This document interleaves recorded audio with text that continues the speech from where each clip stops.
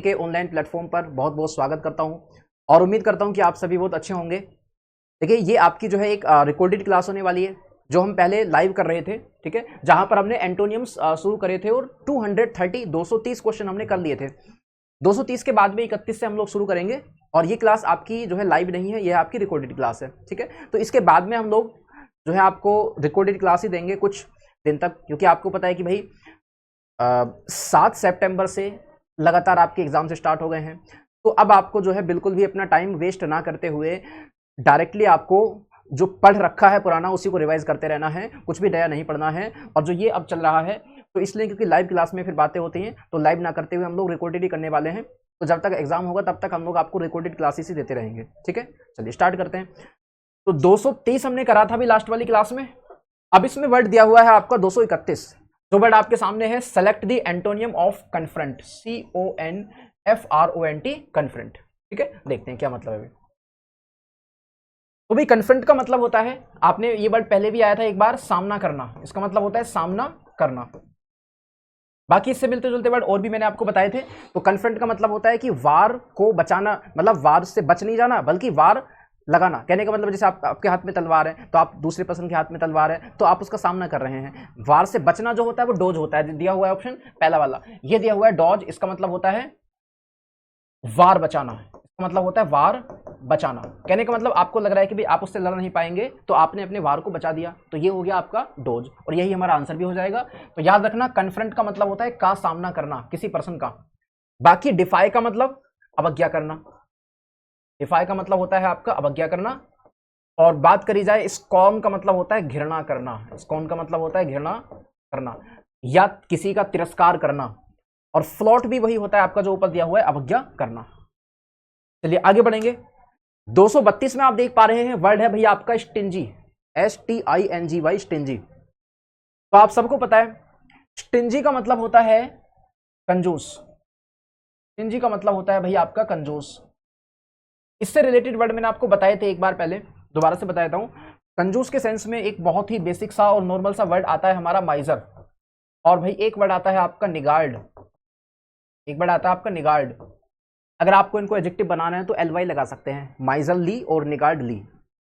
और इसी में अगर मैं कहना चाहूं तो एक वर्ड यहां पर आता है आपका स्टिंजी, माइजर, निगार्ड, है ना। एक आता है पार्सिमोनियस, एक वर्ड यहां पर आता है हमारे सामने पार्सिमोनियस, MONIOUS, पार्सिमोनियस। आप कोई ट्रिक बना के याद रख सकते हैं कि पारसी का मतलब पारसी जो लोग होते हैं तो वो कंजूस होते हैं। आप कोई अपने हिसाब से ट्रिक बना लेना। तो पार्सिमोनियस कंजूस हो गया। और इसी को हम कहते हैं इकोनॉमिकल। तो इकोनॉमिकल का मतलब होता है कि जो अपनी अर्थव्यवस्था संभाल के चलता है, इकोनॉमिक, जो अपनी इकोनॉमी को देख के चलता है। और इसी में हमारा एक वर्ड आता है पार्सिमोनियस, इकोनॉमिकल, निगार्ड, स्टिंजी, स्क्रिम्प भी कहते हैं, SCRIMP, स्क्रिम्प। और इसी को हम स्टिंजी तो खैर आ ही चुका है, स्टिंजी, स्टिंजी, स्क्रिम्प और निगार्ड। इसी को हम कहते हैं भाई प्रोविडेंट। और प्रोविडेंट का मतलब होता है कि जो भविष्य को देख के चलता है कि मुझे कितना खर्चा करना है और कितना खर्चा नहीं करना है, तो ये प्रोविडेंट होता है, ठीक है जी। प्रोविडेंट, स्टिंजी, स्क्रिम्प, ये सब वर्ड आए हुए हैं। तो इसका हमारा आंसर हो जाएगा, मैं आपको बता देता हूं एक बार मैं आपको ये भी बता ही देता हूं कि अगर आपको कहना है भाई खुले हाथों से खर्चा करने वाला, कहने का मतलब खर्चीला। तो खर्चीले के सेंस में हमारा वर्ड आता है जेनेरस, GENEROUS। जेनेरस का मतलब होता है उदार।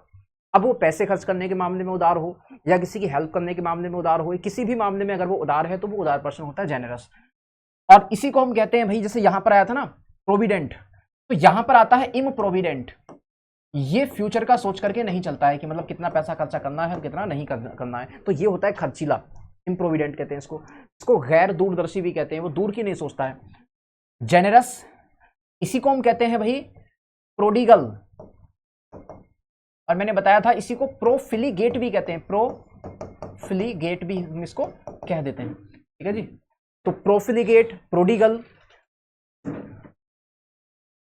इम्प्रोविडेंट, जेनेरस, वेस्टफुल, जो पैसों को वेस्ट करता है, उड़ाता है, या वेस्ट्रल कहते हैं, WASTRAL TREL, वेस्ट्रल भी हम इसको कहते हैं, ठीक है। तो वेस्ट्रल, वेस्टफुल, प्रोफिलिगेट, प्रोडिगल, जेनेरस, और इसी को भी हम कहते हैं रिच। हालांकि आप सबको पता है कि रिच का मतलब होता है अमीर, बट ये 3 सेंस में आता है। रिच का मतलब अमीर भी होता है, और रिच का मतलब फिजूल खर्ची भी होता है, ज्यादा पैसा खर्च करने वाला, और रिच का मतलब जो होता है वो भरपूर भी होता है। जैसे मैं कहूँ कि ये तालाब जो है वो मछलियों से भरा हुआ है, ये मछलियों से भरपूर है तालाब, तो मैं कहूँगा this pond is rich with fish. तो कहने का मतलब रिच के 3 मतलब होते हैं, अभी आप एक मतलब समझते हो। तो रिच का मतलब भरपूर भी होता है, रिच का मतलब अमीर भी होता है, और रिच का मतलब ज्यादा पैसा खर्चे करने वाला भी होता है। और इसमें अगर आप कहना चाहें तो खर्चीले पर्सन को हम लोग कह सकते हैं, अगर आपने सुना हो ये वर्ड प्रोडिगल, प्रोफिलिगेट, हाँ, जैसे यहां पर था ना, यहां पर था थ्रिफ्ट, THRIFTY, थ्रिफ्टी, तो इधर हो जाएगा अनथ्रिफ्टी, इधर हो जाएगा अनथ्रिफ्टी, इधर हो जाएगा थ्रिफ्टलेस, इधर हो जाएगा स्पेंड थ्रिफ्ट, इधर हो जाएगा स्पेंड थ्रिफ्ट। ये है कुछ आपके सामने जो लिखे हुए हैं, ठीक है जी। तो स्पेंड थ्रिफ्ट है, थ्रिफ्टलेस है, अनथ्रिफ्टी है, रिच है, वेस्ट्रल है, वेस्टफुल है, प्रोफिलिगेट है, प्रोडिगल है, इम्प्रोविडेंट है, जेनरस है। ये कुछ वर्ड आपके खर्चीले के सेंस में आते हैं। और ये जो है आपके सामने thrifty, provident, stingy, scrimp, economical, parsimonious, niggard और माइजर, ये आते हैं आपके खर्चा कम करने वाले के सेंस में। तो आप देख पा रहे हैं कि हमारा जो आंसर है वो स्टिंजी का आंसर हो जाएगा कौन सा, ये वाला जेनरस। ऑप्शन दिख रहा होगा आपको जी, ऑप्शन दिख रहा है हमको सी वाला, लगा लीजिए आंसर। चीप का मतलब सस्ता होता है, और टाइट, क्लीन आप सबको पता ही है, ठीक है, नोट करें जरा इसको भी। 33 में दिया है कीन, KEEN, कीन। देखते हैं कीन क्या होता है। तो कीन का मतलब होता है, कीन का मतलब होता है एक तो मतलब पैना होता है, जैसे कोई चाकू वगैरह पैना हो जाए उसको शार्प भी कहते हैं हम लोग, और कीन भी कहते हैं। और कीन का मतलब होता है उत्सुक भी होता है, कि अगर कोई पर्सन किसी काम को करने के लिए बहुत ज्यादा उत्सुक है तो इसका मतलब कीन है। जैसे आप कह सकते हैं कि I am keen on going there, कि मैं वहां जाने के लिए बहुत कीन हूं। और कीन का मतलब जो होता है वस्तु के सेंस में आएगा तो पैना, चाकू हो सकता है, कोई पर्सन के सेंस में आएगा तो उत्सुक, और आप इसको कह सकते हैं मतलब बहुत ज्यादा इच्छा होना किसी काम की, तो कीन होता है। तो एक वर्ड आपने सुना होगा, वो वर्ड है आपका, अच्छा ऑप्शन देखते हैं पहले। तो शार्प जो दिया हुआ है, पैने के सेंस में आता है शार्प, चाकू शार्प हो सकता है, किसी का माइंड शार्प हो सकता है, तो ये तो हमारा सिनोनिम हो गया, ये तो आंसर है नहीं। मीक का मतलब होता है भाई आपका डरपोक भी कहते हैं इसको, मीक को, और मीक को ये भी कहते हैं डब्बू, मतलब जो दूसरों से दब करके रहता है। और मीक को हम लोग कहते हैं विरोध ना करने वाला, मतलब एक ही बात हो गई, जो विरोध नहीं करता है, दब के रहता है, तो विरोध ना करने वाला, विरोध ना करने वाला, तो ऐसा प्रश्न होता है मीक। और ऑप्शन नंबर सी दिया हुआ है आपका प्रेजर्व, PRESERV, प्रेजर्व का मतलब होता है सुरक्षित करना, इसका मतलब होता है सुरक्षित करना, किसी चीज को सेव करना। इसको कंजर्व भी कहते हैं, CONSERV, कंजर्व। आपने सुना होगा कंजर्व, प्रेजर्व, कंजर्व से बनेगा कंजर्वेशन, और प्रेजर्व से बनेगा प्रेजर्वेशन। डल का मतलब सबको पता है, नीरस, भद्दा, बेरस, मतलब नीरस एक ही बात हो गई, तो नीरस, भद्दा, या जो उत्सुक ना हो किसी काम के लिए, जो उत्सुक ना हो, जो उत्सुक ना हो, ये सेंस लगभग एक ही बैठता है यहाँ पर। वैसे तो डल का मतलब जो होता है किसी काम के सेंस में आता है, तो वो काम जो आपको आनंद ना दे रहा हो, जैसे आप मान लो कोई ऐसा काम कर रहे हैं जिसमें आपको मजा नहीं आ रहा, तो वो काम आपका डल कहलाएगा, कि it's a very dull work. इसको आप टीडियस भी कहते हैं, उबाऊ कहते हैं हिंदी में, कि बहुत उबाऊ काम है, तो टीडियस, डल आप लिख सकते हैं। टीडीएस भी आता है इसमें, TEDIOUS, टीडीएस। बाकी अगर ये डल पर्सन के सेंस में आता है तब इसका मतलब होता है जो उत्सुक ना हो। मान लो मैं कहूँ कि Ram is dull at going there, कि राम वहां जाने के लिए डल है, इसका मतलब राम का वहां जाने का कोई मन नहीं है, वो उत्सुक नहीं है, मतलब वहां जाने के लिए कोई उत्कंठा नहीं है उसके दिमाग में। तो हमारा देखो यहाँ पर तो पैना या उत्सुक है, पर्सन कोई काम करने के लिए बहुत ज्यादा उत्सुक है कीन के अंदर, लेकिन कीन का उल्टा हो गया डल, वो नहीं करना चाहता उस काम को। तो आंसर हमारा डी है, क्योंकि हमको एंटोनियम बताना था, हमें बताना था एंटोनियम। और 34वें वर्ड आ रहा है इम्यून, IMMUNE, इम्यून को देखते हैं।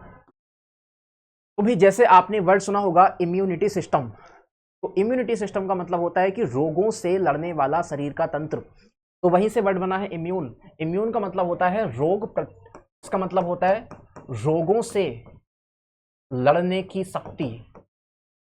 इम्यून का मतलब होता है लोगों से लड़ने की शक्ति, उसको बोलते हैं हम लोग इम्यून। और टी कर देंगे फिर नाउन बनेगा इम्यून। अब एक बार ऑप्शन तलाशने की कोशिश करते हैं भाई हम लोग। फ्री तो कहीं से कहीं तक आंसर है नहीं, कोई आज़ाद है कोई फ्री है। वल्नरेबल, वल्नरेबल का मतलब होता है हिंदी में कहते हैं इसको ससेप्टेबल भी कहते हैं, SUSCEPTIBLE ससेप्टेबल। और इसको हम लोग वीक भी कहते हैं, इसको ओपन भी कहते हैं, अभी समझते हैं क्या है। और इसको हम लोग कहते हैं वल्नरेबल, ससेप्टेबल, प्रॉन भी कहते हैं, बिल्कुल प्रॉन। और हाँ, इसको हम लोग सेंसिटिव भी कहते हैं, SENSITIVE सेंसिटिव। अभी समझते हैं क्या है। पावरफुल तो आंसर है नहीं, इम्यून का मतलब होता है रोगों से लड़ने की शक्ति, और पावरफुल तो ये तो कहीं से एंटोनिम होने का मतलब ही नहीं है। वीक ये भी चलो एक बार देख लेते हैं।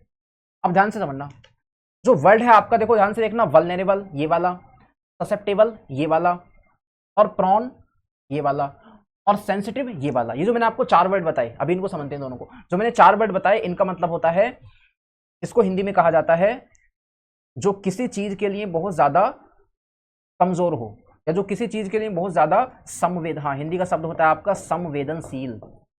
संवेदनशील, संवेदनशील का मतलब होता है कि जिस पर आसानी से फर्क पड़ जाए, जिस पर आसानी से फर्क पड़ जाए, जिस पर आसानी से फर्क पड़ जाए।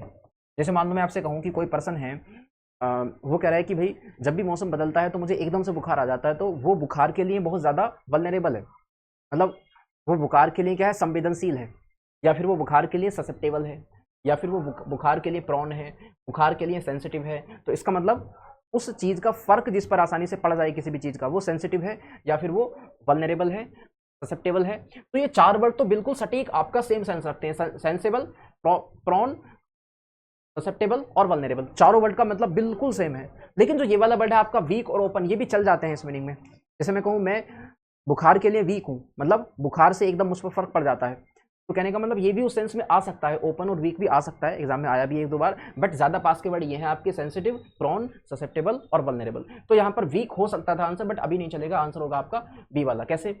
इम्यून का मतलब क्या है कि आपके पास में लड़ने की ताकत है, आप लड़ सकते हैं रोगों से। बट वल्नरेबल का मतलब क्या है कि आप संवेदनशील हैं, आप लड़ नहीं सकते, इसका मतलब आप जो है उस चीज को झेल नहीं पाएंगे। तो यही है।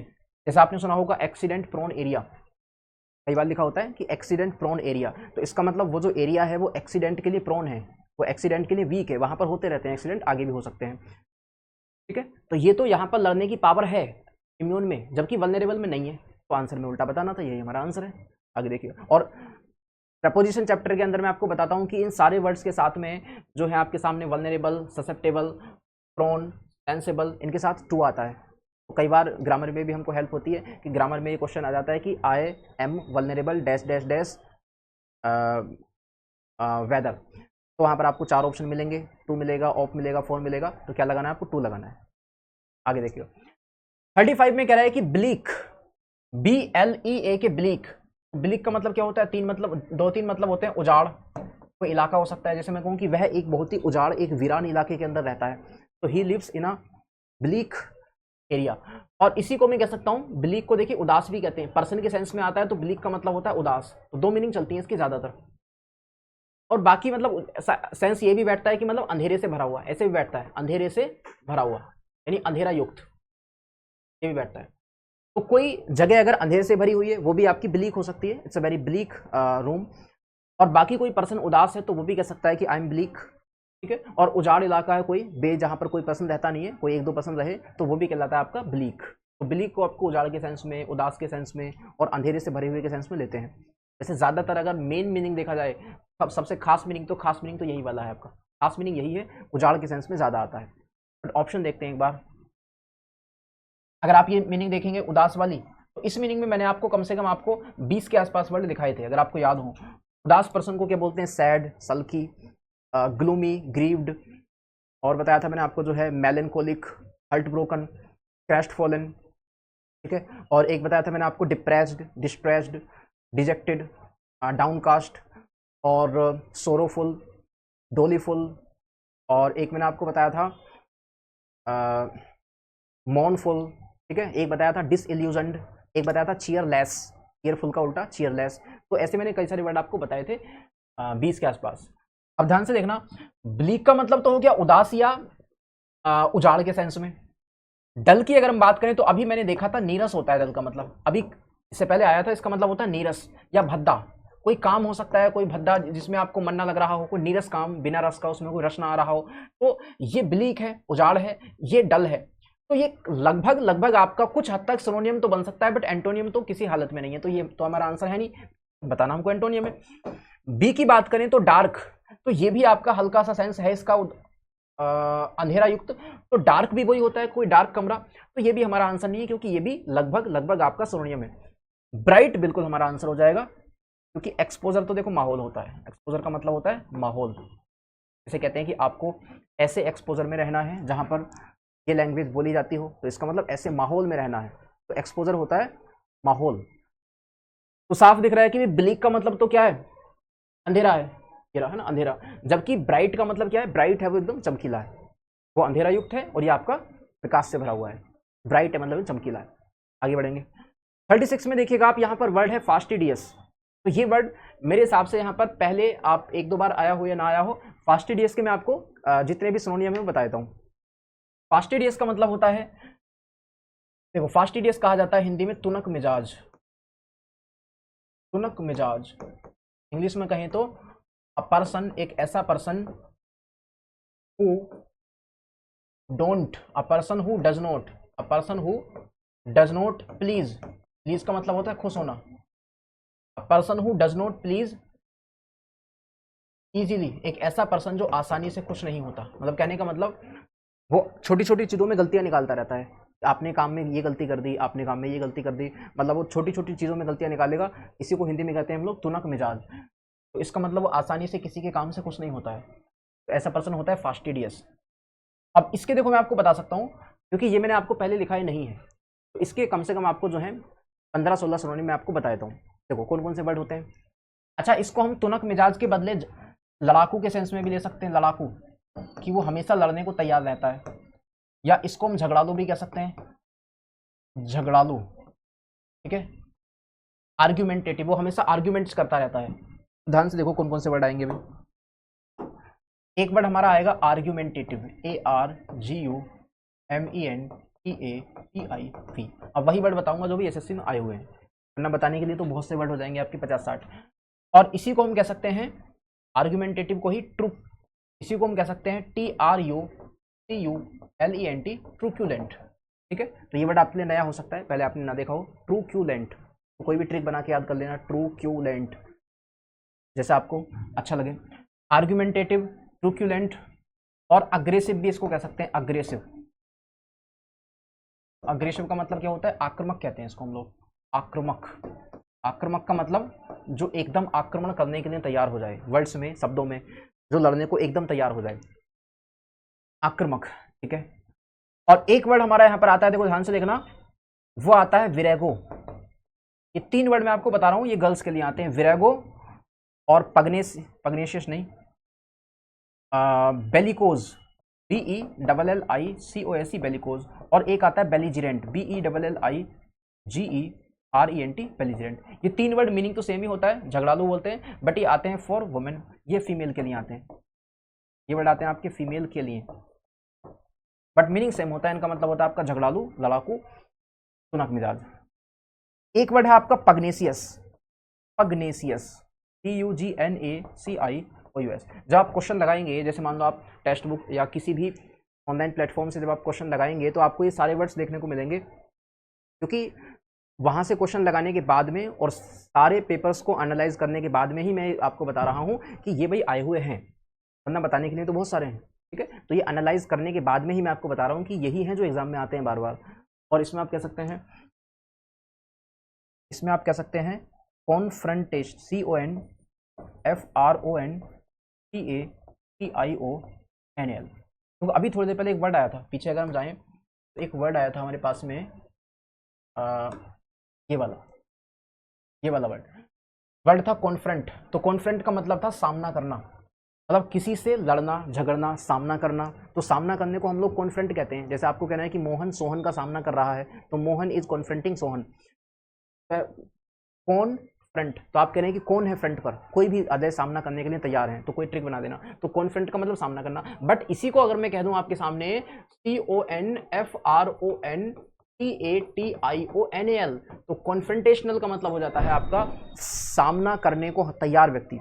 एक ऐसा व्यक्ति जो हमेशा किसी का सामना करने को तैयार रहता है, झगड़ने को तैयार रहता है, तो वो होता है कॉन्फ्रंटेशनल। तो यहीं से हमने उठा करके वहां पहुंचाया। देखो वापस आ जाओ, तो वापस हम आ गए अपने इसी पर। हाँ, ये जो वर्ड लिखा हुआ है कॉन्फ्रंटेशनल, तो ये वही है, सामना करने को तैयार व्यक्ति, झगड़ालू व्यक्ति, लड़ाकू व्यक्ति। और देखते हैं कौन कौन से वर्ड है। हाँ, एक वर्ड और है देखो आपके सामने, एक आप कह सकते हो इसी में वर्ड है आपका कॉन्फ्रंटेशनल, हो गया, ठीक है। तो एक यहां पर हमारे सामने आता है, आसान सा वर्ड है QUERRELSOME,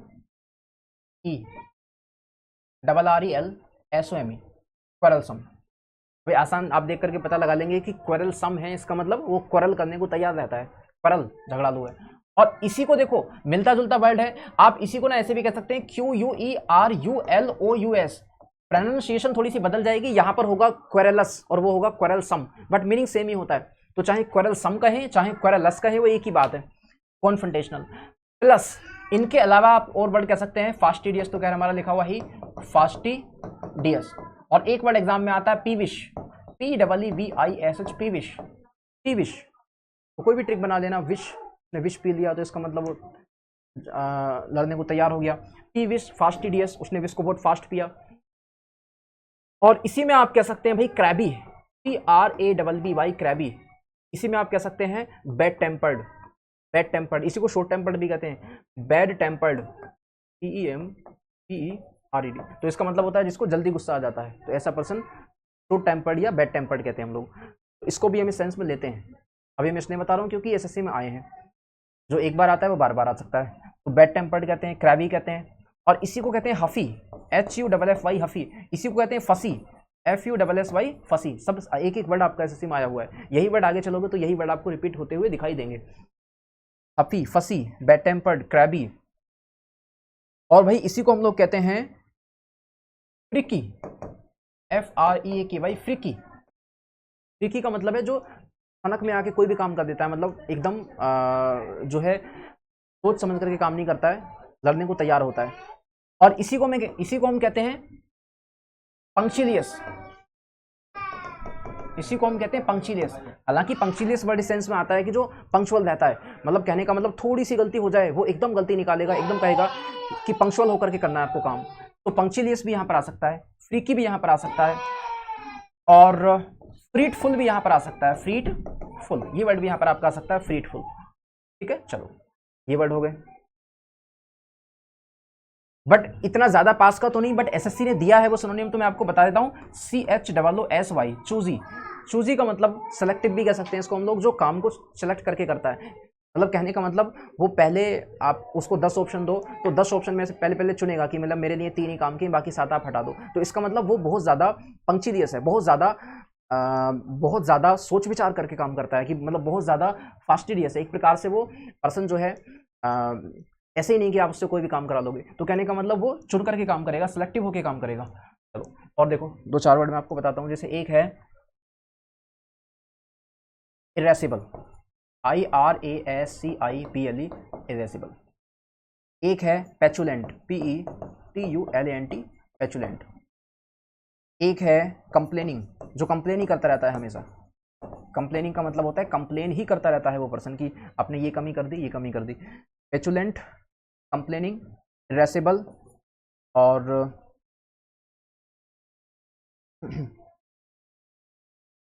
देखना एक वर्ड यहाँ पर आपका आ सकता है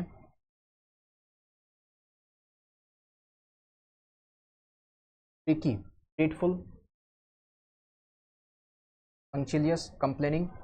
हाँ, एक वर्ड आता है आपका वैपिस, VAPISH, वैपिस। और एक लास्ट वर्ड हो रहा है ग्राउच, GROUCHY, ग्राउची। बस इतने वर्ड आपको याद रखने हैं। और ये वर्ड, इनमें से एक वर्ड भी ऐसा नहीं है जिसको आप स्किप कर पाएं या जिसको आप ये सोच पाएं कि इसके बिना काम चल जाएगा, क्योंकि SSC में एक एक वर्ड आपका आया हुआ है, वही मैंने लिखे हैं। ठीक है, तो सारे वर्ड देख लीजिएगा। आर्ग्यूमेंट करने को तैयार रहने वाला person, truculent, aggressive, virago, bellicose, belligerent, है ना, pugnacious, confrontational, quarrelsome, querulous, fastidious, peevish, crabby, bad tempered, short tempered भी आता है, हफी, फसी, टूजी, फ्रीटफुल और पंक्चिलियस, फ्रीकी, रेसिबल, पेचुलेंट, कंप्लेनिंग और वैपिश और ग्राउची। तो पहला वर्ड जो आप देख पा रहे हो ये है आपका फसी, जो यहाँ पर लिखा हुआ है, देखो ये वाला आपका, ये वाला वर्ड लिखा हुआ है फशी। तो ये तो हो गया हमारा सिनोनियम, जबकि बताना क्या था, एंटोनियम। चलो खैर, दूसरा वर्ड है आपका कोऑपरेटिव। कोऑपरेटिव का मतलब होता है सहायक, जो आपको कोऑपरेट करे, जो आपको सहायता करे, तो कोऑपरेटिव। ठीक है, चलो। प्रोमिजिंग का मतलब होता है आपका अच्छा लगने वाला, कि जो आपको अच्छा लगे।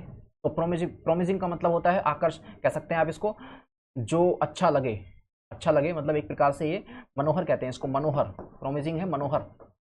और एडजस्टेबल का मतलब होता है एडजस्ट कर लेने वाला, जो अपनी ना चला करके एडजस्ट कर ले, यानी जो एडजस्ट कर लेता हो, जो एडजस्ट करता हो। अब ध्यान से देखना, सी में तो कोई सेंस ही नहीं बन पा रहा है भाई, ये तोनक मिजाज है, ये प्रोमिजिंग का कोई सेंस नहीं है।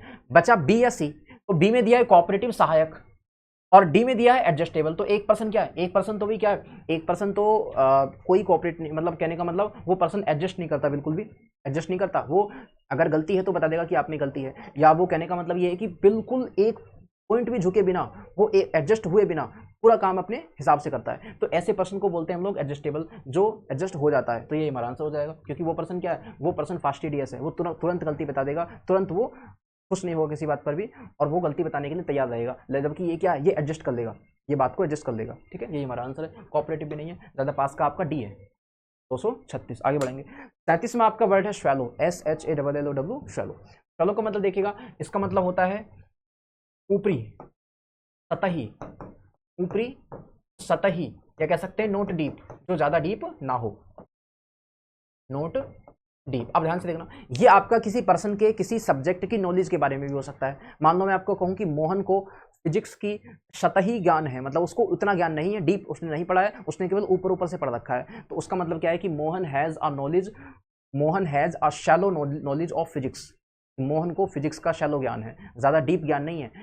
तो आप इसको नोट डीप कह सकते हैं, सुपरफिशियल भी कह सकते हैं, सुपरफिशियल।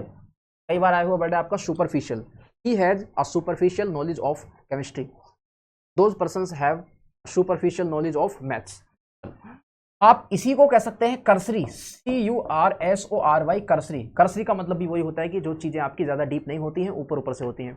और आप इसी को कह सकते हैं superficial, shallow, cursory, not deep.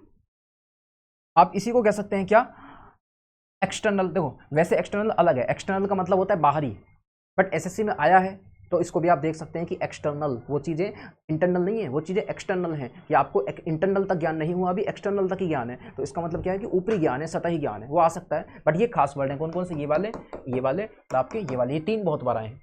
अगर आपको इसका उल्टा जाना है, उल्टा जाना है मतलब आपको कहना है कि गहरा, पारंगत, जो किसी भी सब्जेक्ट में बहुत ज़्यादा पारंगत है, बहुत ज़्यादा गहरा है, तो डीप कह सकते हैं आप उसको, डीप नॉलेज है। या आप इसको प्रोफाउंड कह सकते हैं, profound. Mohan is profound in mathematics, ये नाउन भी है और एडजेक्टिव भी है। आप कह सकते हैं कि Mohan has a profound knowledge of maths, Mohan को मैथ्स की प्रोफाउंड नॉलेज है, पारंगत नॉलेज है, डीप नॉलेज है। ठीक है, तो डीप बराबर पारंगत मतलब प्रोफाउंड। तो आंसर देखते हैं एक बार, शैलो का उल्टा हो जाएगा डीप, यही हमारा आंसर है, आंसर नंबर डी। वाइड होता है चौड़ा, लॉन्ग लंबा, और हाई ऊंचा। डीप का मतलब गहरा, तो गहरा मतलब जिसको बहुत ज्यादा नॉलेज होती है। एक मिनट, आगे देखते हैं। 38 में कह रहा है कास्टिगेटेड, CASTIGATED, कास्टिगेटेड क्या होता है देखते हैं एक बार। हालांकि कास्टिगेट होता है, वर्ब की थर्ड फॉर्म बना रखी है इन्होंने, ईडी लगा रखा है। बट अगर मैं आपको बताऊं कास्टिगेट का मतलब क्या है, तो भाई इसका मतलब है निंदा करना, किसी पर्सन की निंदा करना, किसी पर्सन के बारे में कुछ बुरा बोलना, बुरा बोलना, आलोचना करना। जब हिंदी में इतने सारे वर्ड हो सकते हैं तो इंग्लिश में तो होंगे ही होंगे। आलोचना करना, बुरा बोलना, निंदा करना, या किसी की रेस्पेक्ट को डाउन करना। ठीक है, किसी के बारे में बुरे शब्द बोलना, आलोचना करना, गाली देना। देखते हैं कौन कौन से वर्ड है। पहला वर्ड है हमारा स्कॉर्न, SCORN, स्कॉर्न। बहुत आता है SSC, कई बार आया हुआ है। Scorn, SCORN, scorn. और एक वर्ड है आपके सामने जो आया हुआ है कंडेम्न, CONDEMN, कंडेम। बहुत बार आया हुआ वर्ड है, मल्टीपल टाइम, कंडेम। और एक वर्ड है हमारे सामने डिनाउंस, डिनाउंस। डिक्राई भी कई बार आ चुका है, डिक्राई, डिनाउंस है और डिक्राई है, बहुत बार आ चुका है, ठीक है। और एक वर्ड इसमें आप देख लीजिएगा, डिनाउंस, डिक्राई, कंडेम, स्कॉर्न। और हम कह सकते हैं इसमें देखिएगा, वर्ड है डिबेस, वर्ड है डिबेस, थोड़ा सा अलग है। इनका मतलब तो होता है निंदा करना, कि आप किसी पर्सन की निंदा कर रहे हैं, उसकी बुराई कर रहे हैं, उसके बारे में गलत बातें बोल रहे हैं। बल्कि डिबेस का मतलब क्या है कि उसकी रेस्पेक्ट को डाउन करना। हालांकि सेम तो सेंस ही बैठेगा वैसे, कि आप किसी के मतलब जो उसकी जो रेस्पेक्ट है, उसकी जो छवि है, उसको आप बिगाड़ रहे हैं, तो ये डिबेस होता है, उसको डिबेस करना। या इसी को हम डिग्रेड भी कहते हैं, उसके ग्रेड को कम करना, डिग्रेड। डिबेस के बदले आप उसको डिग्रेड भी कह सकते हैं, ठीक है, आया हुआ वर्ड है। और आप इसको डिक्लेम भी कहते हैं, ये भी आया हुआ वर्ड है, डिक्लेम, डिक्लेम। आप इसको डिस्पैरेज भी कहते हैं, DESPERAG, आप इसको डिस्पैरेज भी कहते हैं, ठीक है। तो स्कॉन, कंडेम, डेनाउंस, डिक्राई, डिबेस, डिग्रेड, उसकी ग्रेड घटा देना और उसका बेस का आधार ही घटा देना, मतलब उसकी रेस्पेक्ट को ही खत्म कर देना, डिक्लेम कर देना, डिस्पैरेज कर देना। ओके, वो देखो कुछ वर्ड और हैं। एक वर्ड है आपका रिवाइल, REVIL, रिवाइल। एक है आपका एब्यूज। वैसे एब्यूज का मतलब देखो, एब्यूज का मतलब गाली देना तो होता ही है, प्लस गाली देने के अलावा एब्यूज के 2-3 मतलब और भी होते हैं। एब्यूज मतलब किसी पर्सन के बारे में गलत बात बोलना, किसी को गाली देना, किसी पर्सन की रेस्पेक्ट को घटाना, या कहने का मतलब कोई भी खराब बात करना, वो एब्यूज ही होता है। तो ऐसा नहीं कि इनका एक ही मतलब है, बहुत मतलब होते हैं। तो फिलहाल एब्यूज जो आता है वो आपका नेगेटिव सेंस में आता है, बुराई करना, खराब बोलना, गाली देना, गाली गलौज करना, सब होता है।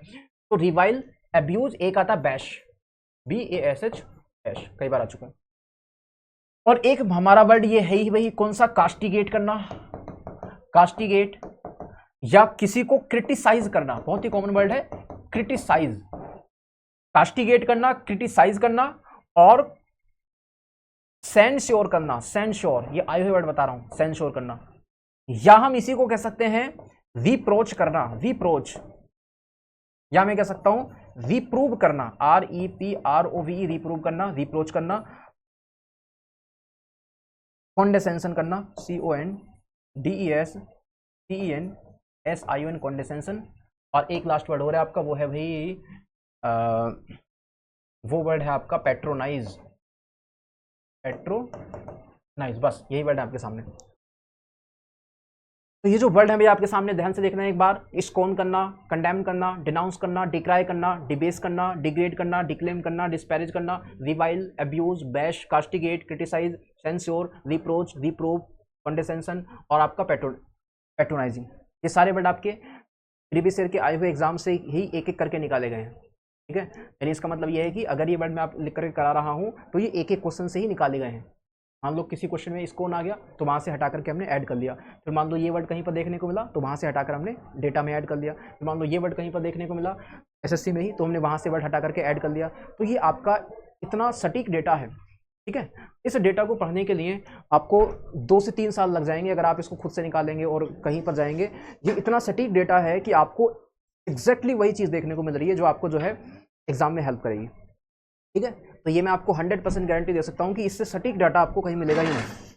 इतना सटीक डाटा है कि एग्जाम में आपको जो है एक एक क्वेश्चन के इतने सारे सिनोनिम निकालने में ही 1 हफ्ता खर्च हो जाएगा, ठीक है। तो कास्टिगेट का मतलब क्या है, किसी की आप निंदा कर रहे हो, किसी के बारे में खराब बातें बोल रहे हो। रेट का मतलब दर होता है, आंसर होने का मतलब नहीं है।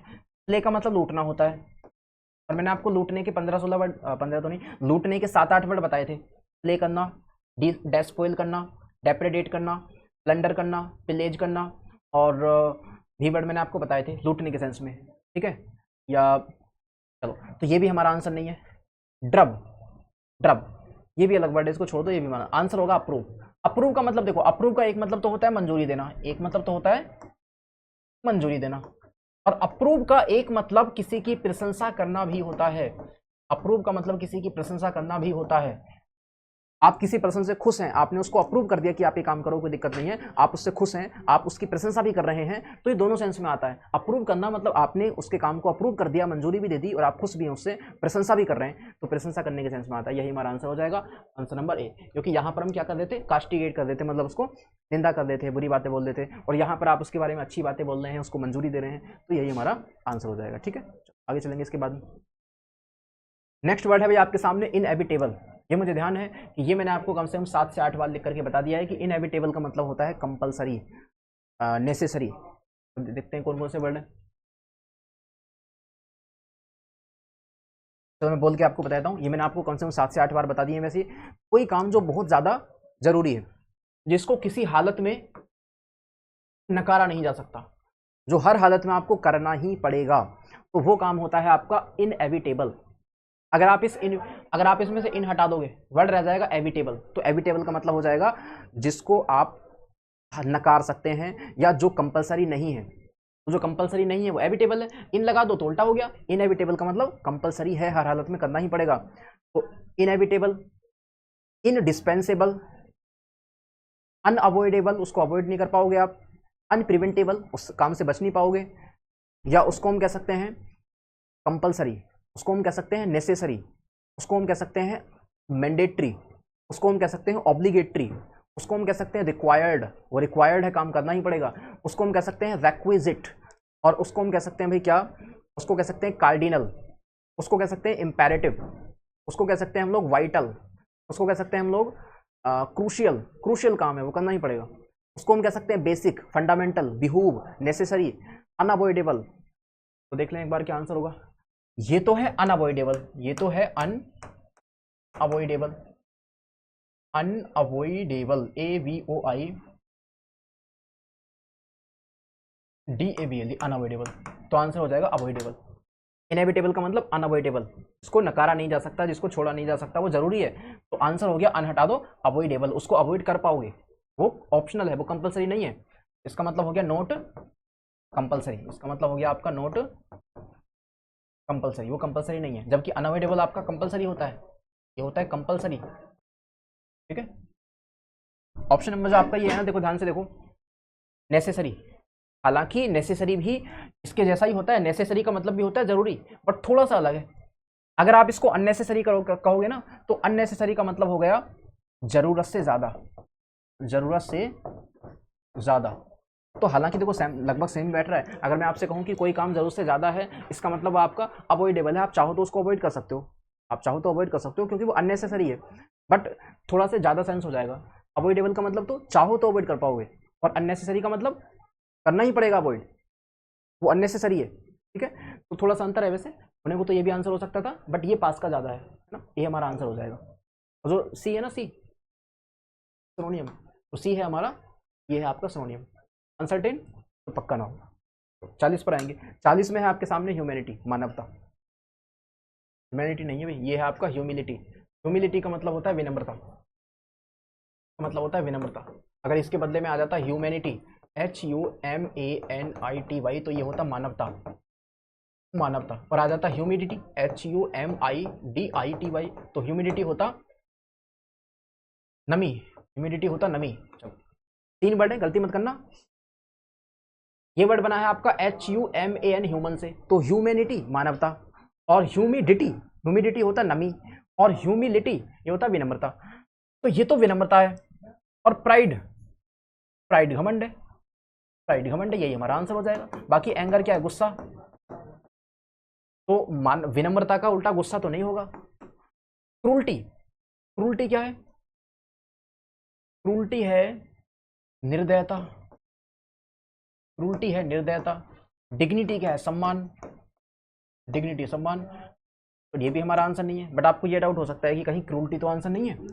अभी आप ह्यूमैनिटी का ह्यूमिलिटी का आंसर क्रूल्टी मान लें, क्रूल्टी है निर्दयता। तो ध्यान से देखो, जो आपका वर्ड है ह्यूमिलिटी, ये इस सेंस में आता है कि भाई आपके अंदर कोई भी घमंड नहीं है, या फिर आपके अंदर कोई भी किसी बात को लेकर के आप अपने आप को बड़ा नहीं बता रहे हैं, तो आप एकदम डाउन टू अर्थ होकर के कोई काम कर रहे हैं। इसका मतलब आपके अंदर ह्यूमिलिटी है, विनम्रता है, आप विनम्र हैं।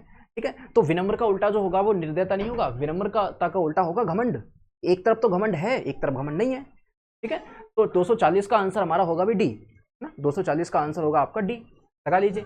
बाकी अगर आप चाहें तो मैं आपको प्राइड के, घमंड के 4-5 सिनोनिम बता सकता हूँ। घमंड को ही हम कहते हैं एरोगेंट, सॉरी एरोगेंस, ARROGANC, घमंड को ही एरोगेंस कहा जाता है। और घमंड को ही कहा जाता है ईगो, बहुत सा कॉमन सा वर्ड है, ईगो बोलते हैं घर, ईगो, कि उसके अंदर ईगो है। और इसी को हम कहते हैं एयर्स। मैंने आपको पहले बताया भी था कि जब एयर में एस नहीं लगी होती तो इसका मतलब तो वायु होता है, बट जब एयर में एस लग जाता है तो इसका मतलब बदल जाता है, ये हो जाता है घमंड, ठीक है, इसका मतलब घमंड हो जाता है। तो एयर वायु होती है और एयर्स घमंड होता है। ऐसे एयर्स मतलब घमंड, ईगो मतलब घमंड, एरोगेंस मतलब घमंड, और इसी को हम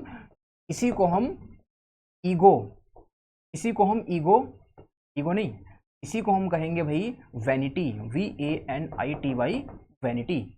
और इसी को हम कहेंगे वेन, VEIN, वेन, ई वाला नहीं, ये वाला VAIN, वेन। कई बार लोग यहाँ पर कंफ्यूज हो जाते हैं, दो वर्ड होते हैं, एक होता है VEIN वेन, एक होता है VAIN वेन। तो ऊपर वाला जो वेन है ना VEIN, ये होता है नस, इसको हम कहते हैं बायोलॉजी की भाषा में सिरा। और ये वाला तो खैर घमंड होता ही है, ये भी गलती मत करना कभी आप यहाँ पर गलती कर दें। वेन में जो ए वाला होता है ये घमंड है, और वेन में जो ई वाला होता है VEIN, ये होता है बायोलॉजी की भाषा में सिरा, नस से, जिसमें अशुद्ध रक्त बहता है, क्योंकि धमनियों में बहता है शुद्ध रक्त और सिरा में यानी कि वेन में बहता है अशुद्ध रक्त। तो ये गलती मत करना। चलो खैर, वेन हो गया, वैनिटी हो गया, एक होता है कंजीट, CONCEIT, कंजीट। बस ये वर्ड आपको याद रखना, इनका मतलब भी घमंडी होता है। तो कंजीट है, प्राइड है, वैनिटी है, वेन है, एयर्स है, ईगो है, एरोगेंस है घमंड के सेंस में। तो ह्यूमिलिटी हो गई विनम्रता, और प्राइड मतलब हो गया घमंड, यही आंसर हो जाएगा। 41 में दिया है आपके सामने प्रेज, PRAISE, प्रेज। प्रेज का मतलब होता है प्रशंसा करना, प्रशंसा या प्रशंसा करना, नाउन भी है वर्ब भी है। प्रशंसा या प्रशंसा करना मतलब कि नाउन भी है और वर्ब भी है। अगर मैं आपको बताऊं तो प्रशंसा करने के लिए एक हमारा वर्ड आता है एक्सटोल, जो SSC का फेमस है, तो बार बार पूछती रहती है। और एक हमारा वर्ड आता है प्रशंसा करने के सेंस में ग्लोरीफाई, मतलब किसी का गुणगान करना, किसी के बारे में बहुत अच्छी अच्छी बातें बोलना। और ऐसे ही हमारा आता है यूलोजाइज, EULOGIZE, तो हमारा वर्ड आता है अभी कौन सा, यूलोजाइज आता है। और ध्यान से देखना, एक हमारा वर्ड आता है, ठीक है, ग्लोरीफाई, यूलोजाइज, एक्सटोल, एप्रिशिएट करना, कहते हैं कि आपने उसको अप्रिशिएट किया, APPRECIAT, एप्रिशिएट करना, अपलोड करना, लोड करना। लोड वर्ड भी SSC का फेमस है, ये भी बहुत आ चुका है। प्रशंसा करने को हम लोड भी कहते हैं। और अगर मैं कर दूं लोडेबल, तो प्रशंसनीय, लोडेबल का मतलब प्रशंसनीय, लोड मतलब प्रशंसा, अपलोड, एप्रिसिएट, कॉमेंड,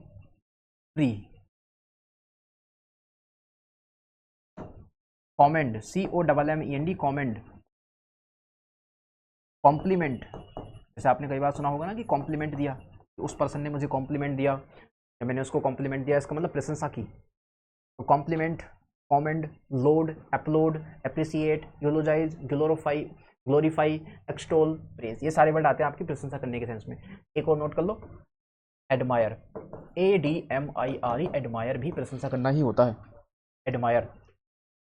अब हैकल, इसमें जो हमारा आंसर है, जो यहाँ पर आपको डाउट हो सकता है, वो हो सकता है स्कोल्ड के अंदर और एक्यूज के अंदर। हालांकि हेट तो आंसर है नहीं, प्रशंसा करना, हेट करना, तो हेट तो लव का होता है, तो ये तो आपका है नहीं, हैकल भी नहीं है।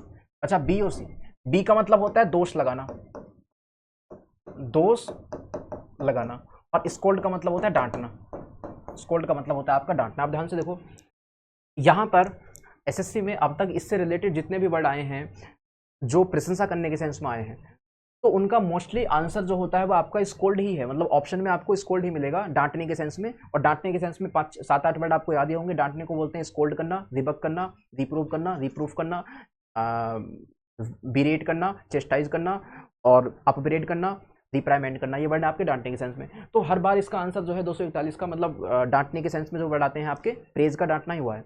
बट अगर ऑप्शन में कहीं पर आपको ये दिख जाए एक्यूज करना, दोष लगाना, तो एक तरफ तो आप उस पर्सन को प्रेज कर रहे हैं, उसकी प्रशंसा कर रहे हैं, उसके बारे में अच्छी अच्छी बातें बोल रहे हैं, दूसरी तरफ उसके बारे में गलत बातें बोल रहे हैं, उस पर दोष लगा रहे हैं, मतलब उस पर कोई जुर्म लगा रहे हैं, कोई अपराध लगा रहे हैं कि आपने ये गलती करी है, तो इसका ज़्यादा सटीक आंसर हमारा बी होता है। ठीक है, यहाँ पर आपको डाउट हो सकता है, बट एसएससी की तरफ से हर बार जब आया है, जब भी ऑप्शन में दोनों मिले हैं, तो यही आंसर दिया है एक्यूज।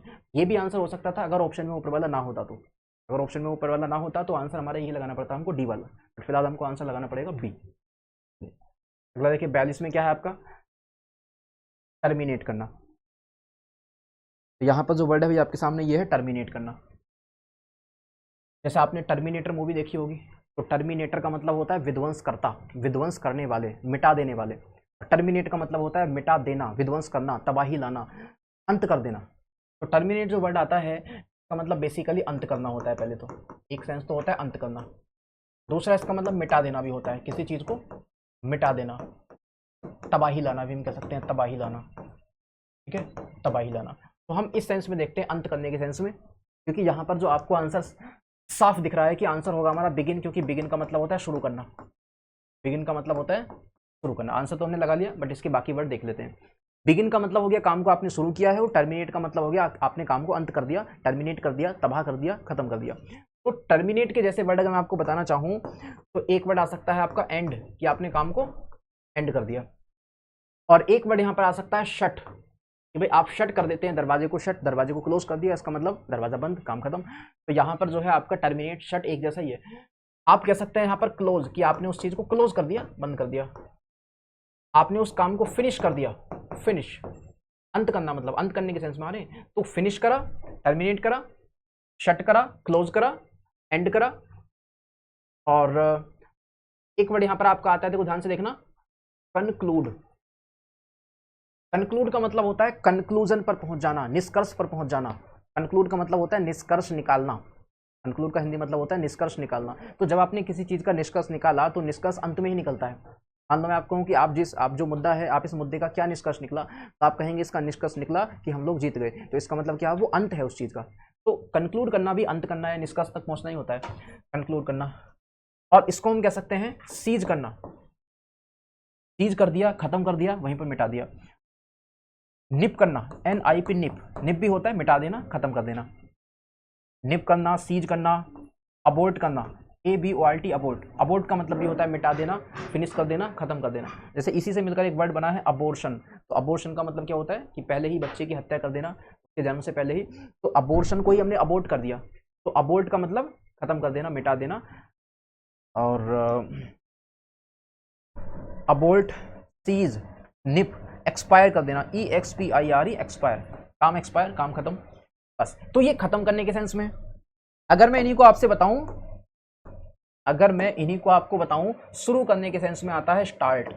आपने काम को स्टार्ट कर दिया, आपने काम को इनिशिएट कर दिया, आपने काम को बिगन कर दिया, आपने काम को कॉमन्स कर दिया।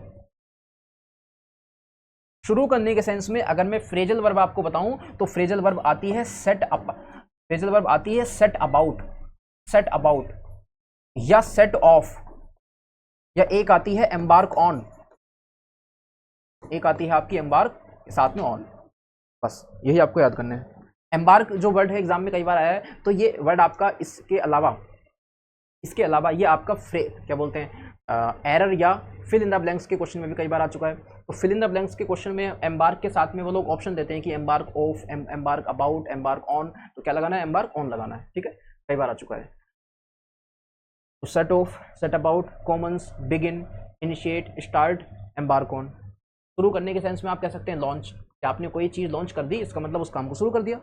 आप शुरू करने के सेंस में बोर्ड भी कह सकते हैं। बोर्ड का मतलब होता है कि हवाई जहाज वगैरह जब उड़ते हैं, जब शुरुआत करते हैं तो बोर्ड करते हैं, तो बोर्ड आता है। तो ये वर्ड शुरू करने के सेंस में, और ये वर्ड आपके अंत करने के सेंस में। तो आंसर आपने लगा लिया, सी वाला हो जाएगा बिगिन करना। हेस्टन, जल्दीबाजी करना। डिपार्ट, जगह बदलना। चेंज आपको पता ही है। 43 में दिख पा रहा है आपके सामने कॉन्ट्राडिक्शन, है ना, 43 का वर्ड है आपके सामने कॉन्ट्राडिक्शन। कॉन्ट्राडिक्शन का मतलब होता है मतभेद, इसको हिंदी में कहा जाता है मतभेद।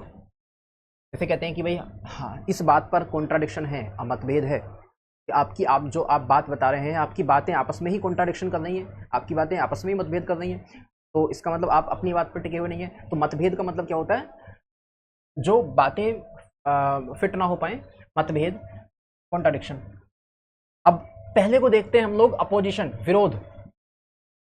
अपोजिशन का मतलब क्या है कि आपका की अपोजिट पार्टी, आपका विरोध। एडजस्टेबल का मतलब क्या होता है, समायोजन का मतलब होता है समायोजन, एडजस्ट होने की क्वालिटी, एडजस्टमेंट।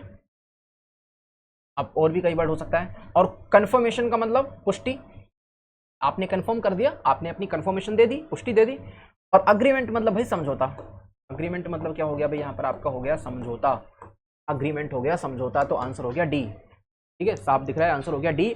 यहाँ पर तो था मतभेद, जब हमारे जो मतलब क्या बोलते हैं, जो हमारी सोच है वो मैच नहीं हो रही थी, मतलब कोई पर्सन कुछ और सोच रहा था, कोई कुछ और सोच रहा था, तो वो था मतभेद, एक दूसरे के ओपिनियंस मैच नहीं हो रहे थे। और यहाँ पर ओपिनियंस मैच हो गए तो अग्रीमेंट हो गया, समझौता हो गया। तो अग्रीमेंट उल्टा हो जाएगा इसका, कॉन्ट्राडिक्शन का।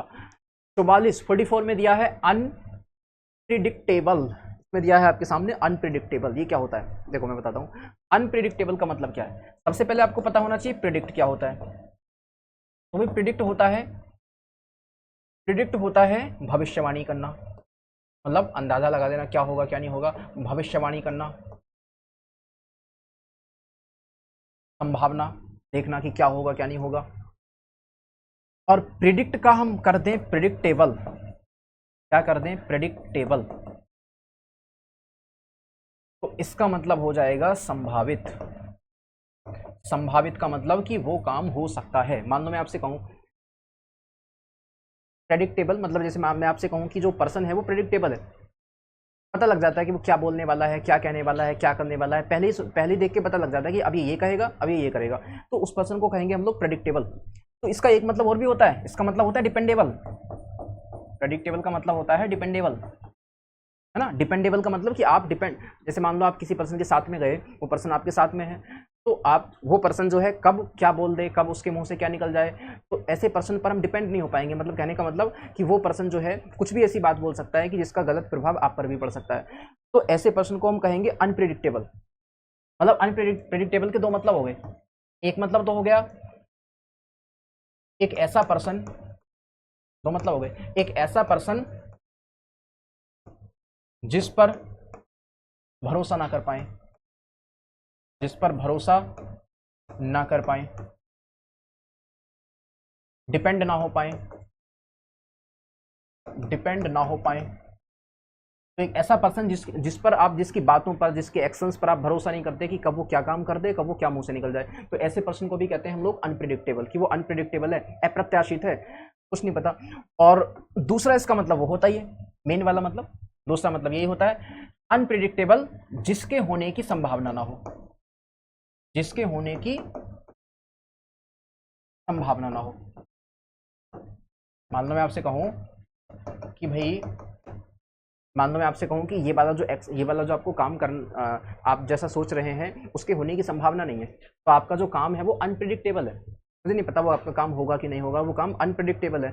और दूसरा ऐसा पर्सन भी, अगर कोई पर्सन है जिसके बारे में नहीं पता कि वो कब क्या कह दे, क्या निकल जाए उसके मुंह से, वो भी अनप्रिडिक्टेबल है। ठीक है, दो सेंस में आता है। कौन कौन सा सेंस, एक तो हो गया आपका वो पर्सन जिस पर आप भरोसा नहीं कर पाओगे, तो उसको हम कहेंगे आप अनडिपेंडेबल। तो ऑप्शन दिखा आपको डिपेंडेबल, आंसर हो जाएगा। क्योंकि अनप्रिडिक्टेबल क्या है, ये है अनडिपेंडेबल, जिस पर डिपेंड नहीं हो सकते हम लोग, तो आंसर हो गया डिपेंडेबल। ओके, नेचर, स्वभाव, लॉडेबल, प्रशंसनीय, कंप्लाइंट, कंप्लाइंट होता है मीक, आज्ञाकारी, आज्ञाकारी, एकदम बात मानता है। ठीक है, दो मतलब हो गए। तो अनप्रेडिक्टेबल का मतलब अनडिपेंडेबल, और प्रेडिक्टेबल का मतलब डिपेंडेबल। आगे देखिए, अगला है आपके सामने 45 में स्टर्न, STERN, स्टर्न। स्टर्न का मतलब होता है सख्त, का मतलब होता है स्टर्न का सख्त। स्टर्न, इसी को आप कहते हैं सीवियर, SEVERE, सीवियर। इसी को सीरियस कह सकते हैं, SERIOUS, सीरियस। हालांकि सख्त का मतलब क्या है कि भाई हार्ड है वो, बट ये जो वर्ड है आपके सामने सीवियर और सीरियस, इनकी मीनिंग थोड़ी सी अलग होती है वैसे। सीवियर का मतलब बहुत ज़्यादा, प्रचंड, जैसे कहते हैं उसको सीवियर पेन हो रहा है, तो सीवियर पेन मतलब तेज पेन, तेज, तो तेज के सेंस में आता है। सीरियस भी वही है। तो आप स्टर्न को कह सकते हैं हार्ड, आप इसको कह सकते हैं हार्श, आप इसको कह सकते हैं स्ट्रिंजेंट, आप इसको कह सकते हैं स्टिफ, टाउन और रिगोरस, रिजिड, अपनी बात पर अड़ा हुआ है, रिजिड है एकदम। ऑस्चर, AUSTERE, ऑस्चर, ये सब वर्ड आए हुए हैं एग्जाम में, सब एक दूसरे के सिनोनिम हुए। तो आंसर हमारा हो जाएगा भी लीनियंट, और लीनियंट का मतलब होता है विनम्र। जैसे अभी आया था ना, पीछे एक वर्ड आया था आपका पोलाइट, हाँ पोलाइट थोड़ा अलग का हो जाएगा। विनम्र जो पर्सन बहुत ज़्यादा दूसरे की बातों को मान लेता है, आज्ञाकारी है, ज़्यादा विरोध नहीं करता है, तो ऐसे पर्सन को कहा जाता है लीनियंट। पोलाइट का मतलब थोड़ा अलग है। पोलाइट का मतलब क्या है भाई? पोलाइट का मतलब क्या है कि जो रिस्पेक्ट करता है दूसरों की। ऐसा नहीं कि मान लो दूसरा पर्सन कुछ कहे और वो हर बार उसका विरोध ना करे, कभी वो विरोध भी कर सकता है पोलाइट पर्सन। बट विनम्र, लीनियंट क्या है? वो कभी विरोध करता ही नहीं है, वो एकदम विनम्र है। बट पोलाइट का मतलब क्या होता है आपका? पोलाइट विरोध भी कर सकता है, बट वैसे बात को मानता है, बस इतना है। क्रैबी तो अभी आया था, पीछे आया था। क्रैबी का मतलब होता है चिड़चिड़ा, लड़ने को तैयार। जो अभी पीछे बढ़ाए थे ना, फास्टिडियस, क्रैबी, हफी, फसी, आर्ग्यूमेंटेटिव, उन्हीं में से है। ये हमारा आंसर नहीं है। अनरीजनेबल, अनरीजनेबल का मतलब होता है गैर तर्क या तर्कहीन। इसका मतलब होता है आपका तर्कहीन, जिसमें कोई तर्क ही ना हो, तर्कहीन। अनरीजनेबल है वो, उसमें कोई रीजनिंग नहीं है, कोई तर्क नहीं है। तो आंसर हमारा हो गया पहला, lenient. Genial, affable, genial, affable, cordial. Genial को ही हम लोग कह देते हैं congenial, cheerful, amiable, amicable, amiable, amicable, friendly, outgoing, debonair. ये सारे वर्ड मैंने आपको बताए। इन सभी वर्ड का मतलब होता है मित्रवत, खुशमिजाज, ठीक है, मिलनसार। तो एक ऐसा पर्सन जो खुशमिजाज है, मिलनसार है, मिलकर के रहता है, अच्छा स्वभाव है, अच्छे से बात करता है, तो ये सारे वर्ड उन्हीं के सेंस में है। वो पर्सन आपका जेनियल है, मिलनसार, अच्छे से बात करता है, खुशमिजाज है, और अफेबल है। अफेबल भी वही है। कोर्डियल, कोर्डियल के दो मतलब होते हैं। कोर्डियल का एक मतलब होता है जैसे हिंदी में कहते हैं कि बहुत ही ज़्यादा स्वागत के सेंस में एक वर्ड आता है कि हमने कैसा स्वागत करा, हमने बहुत ज़्यादा दिल से भरा हुआ, ऐसा कुछ वर्ड होता है। तो कोई बात नहीं, बट यहाँ पर जो है आपका कोर्डियल इस सेंस में तो खैर आएगा ही आएगा। मित्रवत, कोई ऐसा पर्सन जो मिलनसार है, मित्रवत है, अच्छे से बिहेव करता है, तो वो पर्सन आपका जो है जेनियल भी है, अफेबल भी है, कोर्डियल भी है, कॉन्जेनियल भी है, चीयरफुल भी है, खुश होता है, एमिएबल भी है, एमिकेबल भी है, फ्रेंडली भी है, आउटगोइंग भी है, और डेबेनोर भी है। तो बस इतना अंतर है, यहाँ पर एमिएबल है और यहाँ पर एमिकेबल है, सी का अंतर है, बाकी मीनिंग सेम है, चाहे एमिएबल बोलो चाहे एमिकेबल बोलो, एक ही बात। तो आंसर हमारा हो जाएगा भी अनकाइंड, मतलब जो दयालु ना हो, निर्दयी। बोरिश का मतलब, बोरिश का मतलब होता है एक ऐसा पर्सन जो दूसरों की रिस्पेक्ट नहीं करता, असभ्य, असभ्य, बदतमीज, बदतमीज। स्टिंजी का मतलब होता है कंजूस, अभी आया था क्लास की स्टार्टिंग में, बट अभी आया था। स्टिंजी भी कह सकते हैं आप इसको, माइजर भी कह सकते हैं।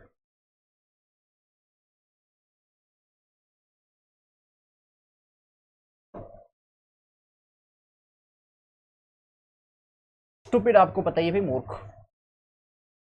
तो आप खुद सोचो, एक तरफ तो ये पर्सन अफेबल है, मिलनसार है, सभी के साथ में अच्छे से बिहेव कर रहा है, और ये पर्सन असभ्य है, बदतमीज है, लोगों के साथ में बदतमीजी से पेश आ रहा है। तो यही हमारा आंसर हो, यही हमारा आंसर हो जाएगा, सी आंसर।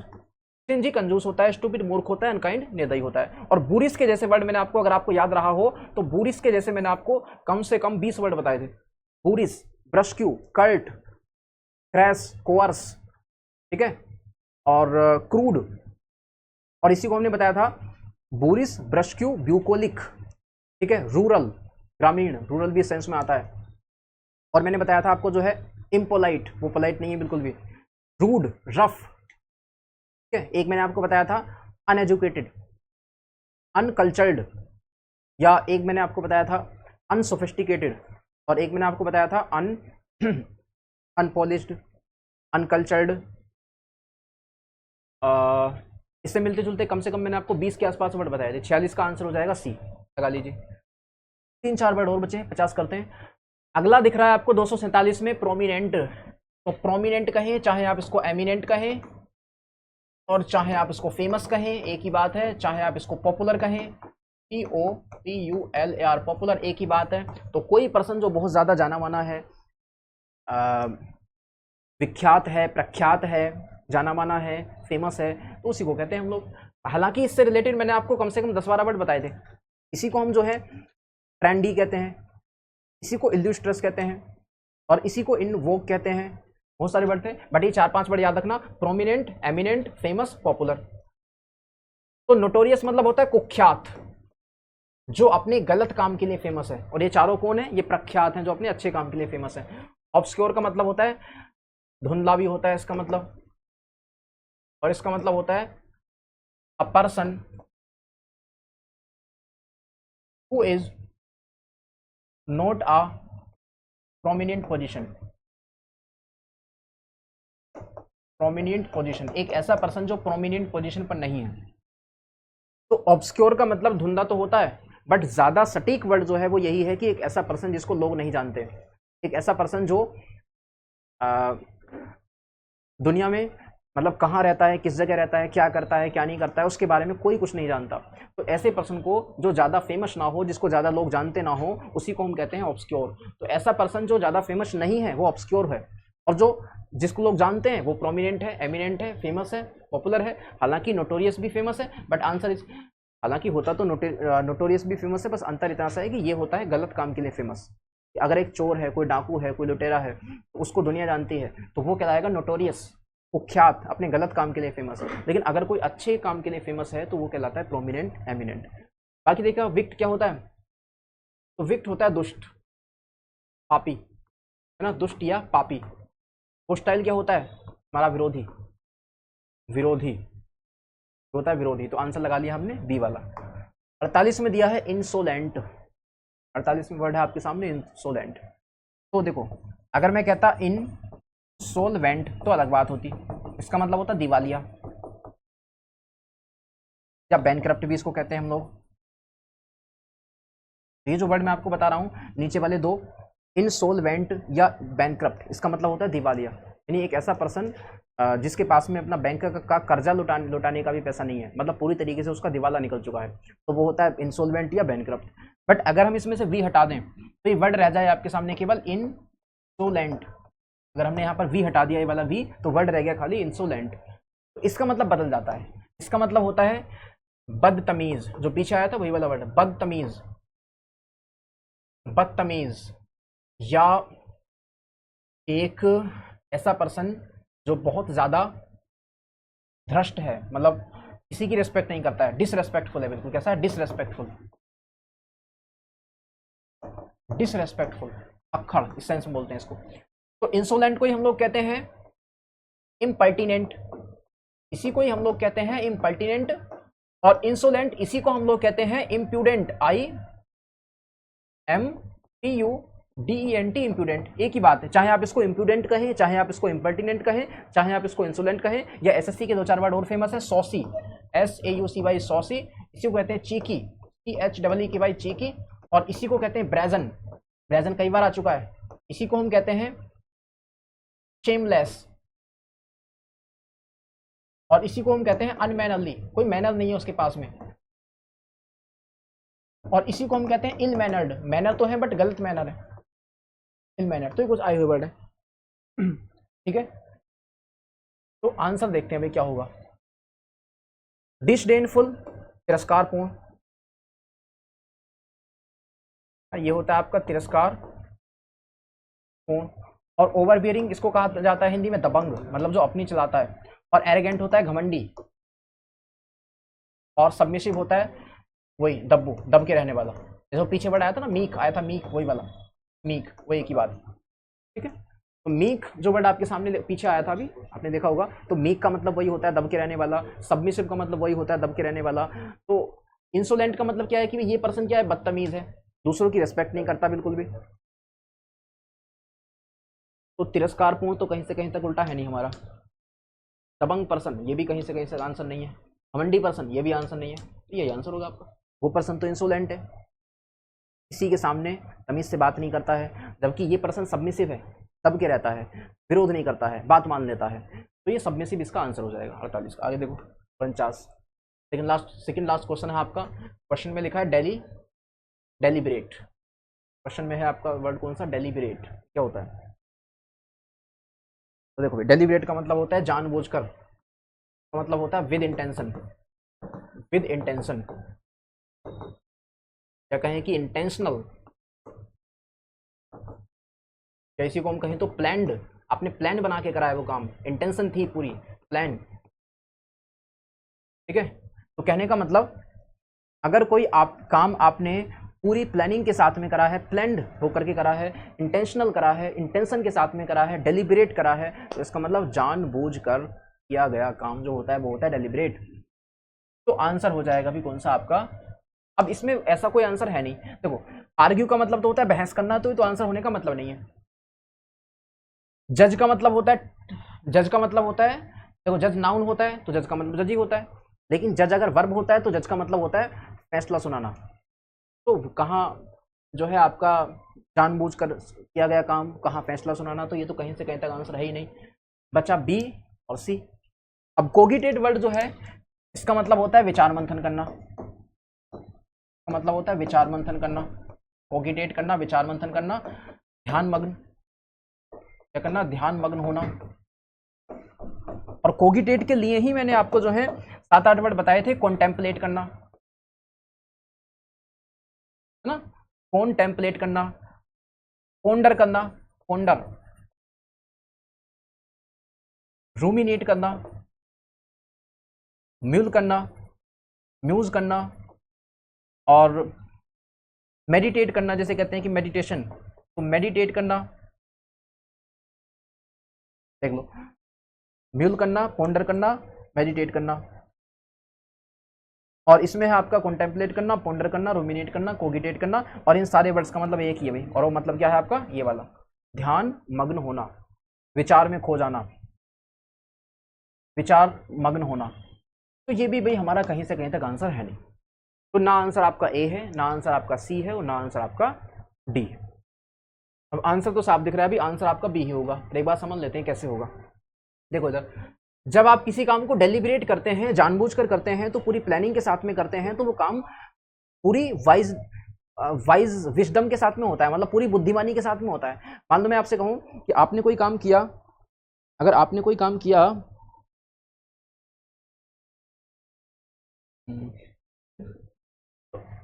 भाई अगर आपने मान लीजिए कोई काम करा आपने डेलिब्रेट, मतलब आपकी डेलिब्रेट थी, आपकी इंटेंशन थी, आपका प्लान था वो करना, तो इसका मतलब जब प्लान ही था, आपने सोच ही लिया था वो काम करना है, तो फिर आप पूरी बुद्धिमत्ता के साथ में करोगे, एक एक चीज को सोच करके कि कहीं गलत ना हो जाए, ऐसे ना हो जाए, वैसे ना हो। तो कहने का मतलब ये काम जो होता है आपका, ये होता है प्रूडेंट कहा जाता है इसको। प्रूडेंट का मतलब वाइज, प्रूडेंट का मतलब वाइज, का मतलब इंटेलिजेंट, INTELLIGENT, इंटेलिजेंट। तो कहीं ना कहीं डेलिब्रेट और प्रूडेंट, इंटेलिजेंट या वाइज भी मिलता जुलता है, ज्यादा सटीक तो नहीं बट मिलता जुलता है। तो फिर हमारा आंसर होगा इम्प्रूडेंट। इम्प्रूडेंट का मतलब हुआ अनवाइज, इम्प्रूडेंट का मतलब हुआ अनवाइज, बुद्धिमान नहीं है वो। ठीक है, तो ये क्या था, डेलिब्रेट था प्रूडेंट, और ये हो जाएगा इम्प्रूडेंट। वो था वाइज, ये हो जाएगा अनवाइज। लास्ट क्वेश्चन देखते हैं 250 में है आपके सामने मेलिशियस। वैसे भी आपको रूट वर्ड पता है, जिसकी शुरुआत में मैल आ जाए तो इसका मतलब नेगेटिव मीनिंग रखता है वो। तो मेलिशियस का मतलब होता है दुर्भावनापूर्ण। दुर्भावनापूर्ण का मतलब होता है जिसके अंदर मैल भरा हुआ है, मतलब जिसके अंदर मन में कोई किसी पर्सन के प्रति कोई जेलसी, कोई घृणा भरी हुई है, तो उसको हम कहते हैं मैलिशियस। प्लस इसका मतलब आप डेंजरस भी कह सकते हैं, DANGEROUS, डेंजरस है वो पर्सन। हजार्डस है वो पर्सन, HAZARDOUS, हजार्डस। हजार्डस का मतलब भी दुर्भावनापूर्ण होता है, खतरनाक होता है, रिस्की होता है, रिस्की भी कह सकते हैं आप इसको, RISKY रिस्की। आप इसको इनसिक्योर्ड भी कह सकते हैं, इनसिक्योर्ड। हालांकि इनका मतलब अलग अलग कॉन्टेक्स्ट में होता है, ये किसी संदर्भ में होता है, वो किसी संदर्भ में होता है, बट सेंस तो एक ही बैठ रहा है। तो इनसिक्योर्ड है, रिस्की है, हजार्डस है, डेंजरस है। अब ध्यान से देखना, आप इसी को ना जेलस भी कह सकते हैं, JEALOUS, जेलस है वो पर्सन, मतलब घृणा भर से भरा हुआ है। अब आंसर देखते हैं एक बार क्या होगा। जिसकी शुरुआत में मैल आ जाए तो वो तो बन गया उसका सिनोनियम। मैलेवोलेंट का मतलब भी यही होता है, बिल्कुल सही बात है, जो ऊपर वाले का यही इसका मतलब है, मैलेवोलेंट। स्पाइटफुल भी वही है जो ऊपर वाला है, यही आपका ऊपर वाला है। तो जो मतलब स्पाइटफुल का है वही मतलब मैलेवोलेंट का है, वही मतलब आपका मैलिशियस का है, और वही मतलब आपका जेलस का है। हालांकि ये जो वर्ड मैंने आपको बताया ना, ये वाले वर्ड, ये बीच वाले वर्ड, ये थोड़े से अलग हैं बट आ चुके हैं। और बेनफुल का मतलब क्या होता है? बेनफुल, तो बेनफुल का मतलब होता है, देखो, बेनफुल का मतलब होता है आपका फायदेमंद, का मतलब होता है फायदेमंद, प्रॉफिटेबल, ठीक है। नहीं गलत बता दिया अभी हमने। बेनफुल का मतलब भी सेम ही होता है अभी, बिल्कुल सेम। बेनफुल भी वर्ड सेम ही होता है। बेनफुल का मतलब भी क्या होता है? घृणा से भरा हुआ, हानिकारक, नुकसानदायक। और ये जो बिनाइन है नीचे वाला, बिल्कुल ये बिनाइन हमारा आंसर होता है, क्योंकि इस बिनाइन का मतलब होता है नॉट डेंजरस। इस बिनाइन का मतलब होता है नॉट डेंजरस। इसको कहते हैं हिंदी में सौम्य, ठीक है। जैसे आपने वो बायोलॉजी में एक टाइप पढ़ा होगा ना, वो बिनाइन, जो ट्यूब क्या बोलते हैं उसको, जो ट्यूमर होता है, ट्यूमर, तो ट्यूमर दो प्रकार का होता है, एक बिनाइन ट्यूमर होता है, एक मेलिशियस, एक मेलिग्नेंट ट्यूमर होता है। तो ट्यूमर का एक टाइप होता है बिनाइन, मतलब एक ऐसा ट्यूमर जो फैलता नहीं है बॉडी के अंदर, जो जहाँ है वहीं रह जाता है, मतलब वो हल्का होता है। और दूसरा होता है मेलिग्नेंट, तो मेलिग्नेंट वो सब में फैल जाता है, पूरी बॉडी को तबाह कर देता है। तो ये बिनाइन का मतलब क्या होता है आपका, यही हमारा आंसर है। वो क्या था? वो मैल से भरा हुआ था, वो घृणा से भरा हुआ था, जबकि बिनाइन क्या है? सौम्य है, सौम्य है। ये हमारा आंसर है। तो चलिए भाई, हमने आज वाली क्लास में 250 तक करे, ठीक है। 250 आपके हो गए। बाकी इसके बाद में हम लोग रिकॉर्डेड क्लास में ही करेंगे। 7 तारीख में जो है आपका SSC सीजीएल का एग्जाम है, डेट आ गई है। जो एग्ज़ाम है वो आपका लगभग अक्टूबर में होने वाला था, लेकिन डेट जो है एक्सपेक्टेशन से काफ़ी पहले आ गई। 7 सितंबर में आपका एग्ज़ाम शुरू हो जाएगा और 26 सितंबर तक आपका एग्ज़ाम चलेगा। तो पूरा आपके पास में 1 महीना है। तो जितना भी हो सकता आपने पढ़ रखा है पहला, उसी को रिवाइज करते रहना, नया कुछ मत पढ़ना, और क्वालिफाई करना है बस आपको केवल। उसमें ऐसा तो है नहीं कि आपको जो है बहुत ज़्यादा आपके मार्क्स ऐड हो जाएंगे अगले वाले में, नहीं, केवल क्वालिफाई करना है। तो उतना पढ़ लेना जितना आपका एग्जाम क्वालिफाई हो जाए, बाकी फिर Tier 2 के लिए मेहनत अलग से करेंगे, ठीक है। Thank you very much.